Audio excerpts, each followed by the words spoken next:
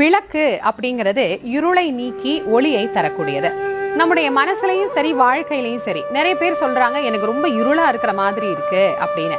ஞான ஒளி நமக்கு கிடைக்கணும்னாலும், வாழ்க்கையில நமக்கு மகிழ்ச்சியான ஒரு ஒளிமயமான வாழ்வு கிடைக்கணும் அப்படின்னாலும் அம்பிகைய திருவிளக்கு பூஜை செய்து நம்ம வழிபாடு பண்ணலாம்.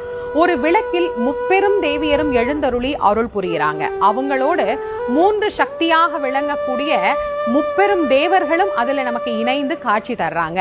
அப்படி சிறப்புக்குரிய அந்த விளக்க நாம வழிபாடு பண்ணும் போது நமக்கு எல்லா தெய்வங்களையும் வழிபட்ட நலன் அப்படிங்கிறது கிடைக்கும். வெள்ளிக்கிழமை அன்னைக்கு, அதிலும் குறிப்பா ஆடி மாதத்தினுடைய வெள்ளிக்கிழமை அன்னைக்கு நாம திருவிளக்கு பூஜை செய்தோம் அப்படின்னா அனைத்து தேவர்களையும் வணங்கின பலனும் மன நிம்மதியும் நமக்கு உண்டாகும்.